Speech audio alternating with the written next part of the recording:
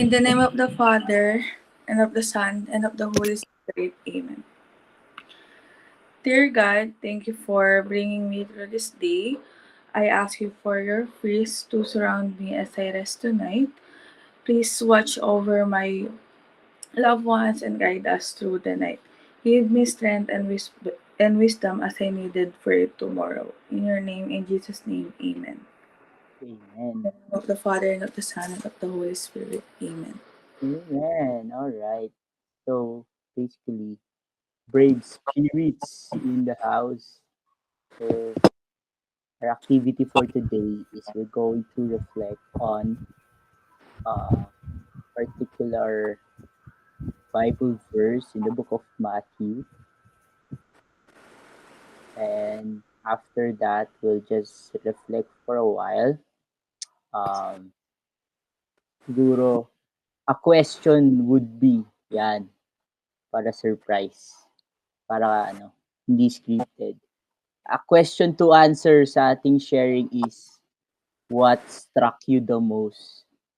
O, dun sa passage. So, a word or like kung ano yung naisip nyo dun sa passage na yun. Yun yung ating, yun yung share nyo. Okay ba yun? Copy ba yun? Thumbs up naman tayo dyan. Thumbs up. Alright. Sige. Okay. So, I'll just screen share and let's all read. I'll read the verse. I'll read it once. Tapos si Mother Fitzy, okay lang ba na basahin mo din siya aloud. So ako una tapos ikaw. So dalawang ano na yun Dalawang basa na yun. And then we'll just share our thoughts on it. Okay? See.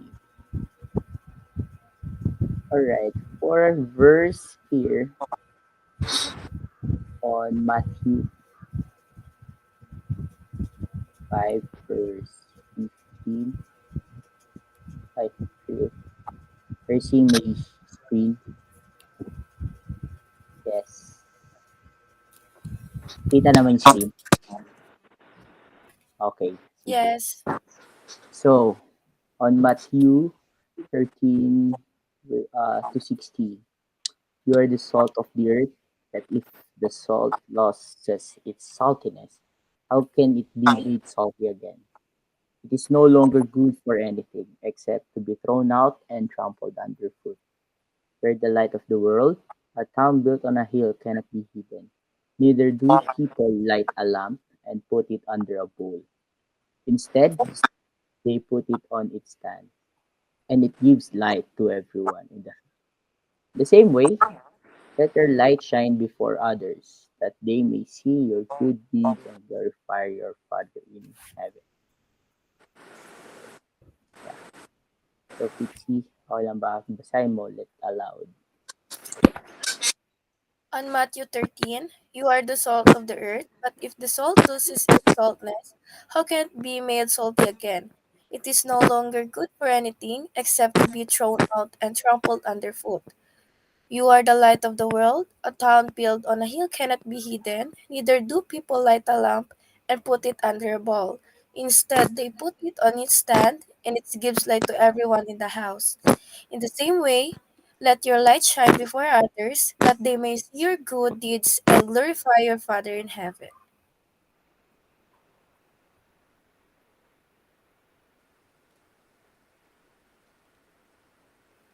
Nakamute si Father. Unmute ka po, Father.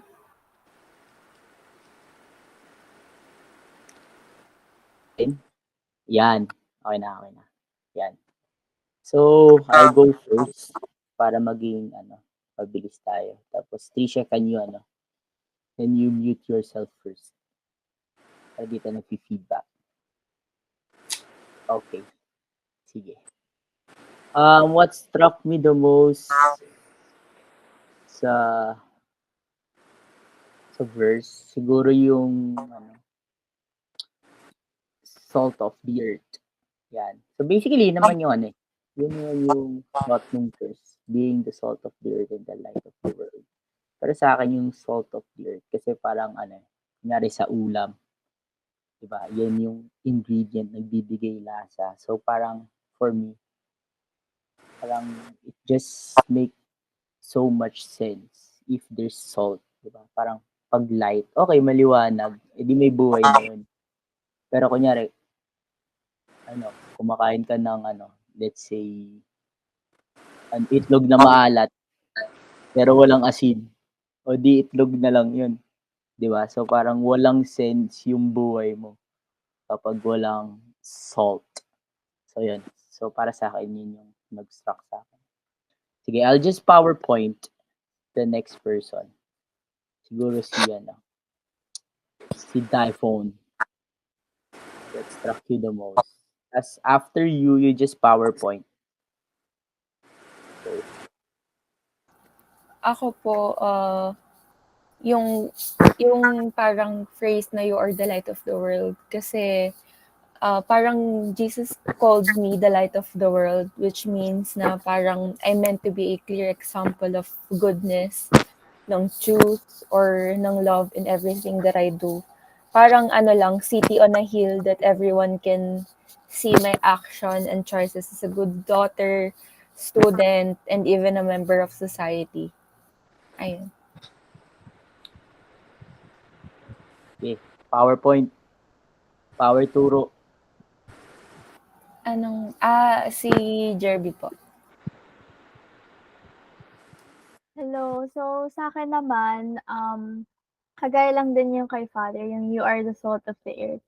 Kasi, really resonated with me kasi it made me realize na as people on earth, hindi lang ako, salt, brings happiness, positivity, and para malaman mo yung calling mo sa life and ano yung mga puwede mong ma-contribute sa para maging colorful and free from bitterness. Ayan. So, si ano naman, si Pau. So, yung akin po is same lang din kay Father, yung you are the salt of the earth. Since our existence is one thing naman na contribute sa mundong 'to, it's more fulfilling pa if we make something na could change the world.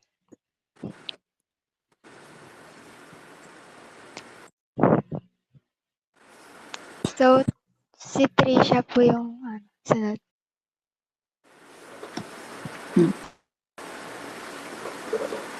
For me, what struck me the most yung let your light shine before others. For me kasi yung pagpapakita nung shine or light is importante para mapakita natin or matulungan natin yung iba na ma-inspire or para ipakita natin kung paano yung tamang paglilingkod sa Diyos at matuto rin tayong magdala ng kabutihan sa mundo. Yun lang. Next is si Verlene. Sa akin, same lang din kay Father na yung "You're the salt of the earth." Siguro kasi sa based on my sa sarili kong pananaw, parang yung part na yun is kino-compare niya sa mga tao, which is us, na parang, ah, I mean, the salt of the earth, which means na tayo ay valuable and essential sa mundo, yun lang. Next si, Reynald. For me, what struck me the most siguro yung "A town built on a hill cannot be hidden." Kasi yun nga, anything you do, parang town nga na hindi ma-hidden. Kagaya ng sinabi ni Trisha dun sa part na "Let your light shine before others." Ikaw yung magiging good example for other people. Yung actions mo yung magiging basis nila kung ano yung right or wrong, kung ano yung gagawin nila, kung tama ba o mali. Comparison is waiting. We praise and thank you, Lord, for this day. Thank you, Lord, for giving us the opportunity to reflect on um, uh, being the salt of the earth and the light of the world. Thank you, Lord, for giving us missionaries that Catholic missionaries that continues to do your mission in spreading the good news. And we ask you, Lord, that you continue to guide and bless our Catholic missionaries. May they have the strength, the wisdom, the knowledge to be able to continue in spreading the good news. And with this, we offer a moment of silence in the commemoration of the Catholic missionaries who have left us in a way that they are gone in different causes. And we offer also this moment of silence for the Catholic missionaries. May they be able to have that zeal that fire their hearts to continue serving you in spreading the good.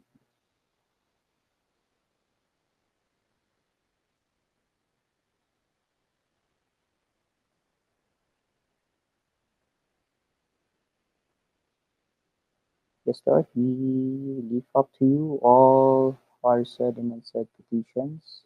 Um, May you guide us through as we continue to be a good student in this subject, and may you be with us as we go on with the rest of our week. All this we pray in Jesus' name. Amen. Father, Son, Holy Spirit. Amen.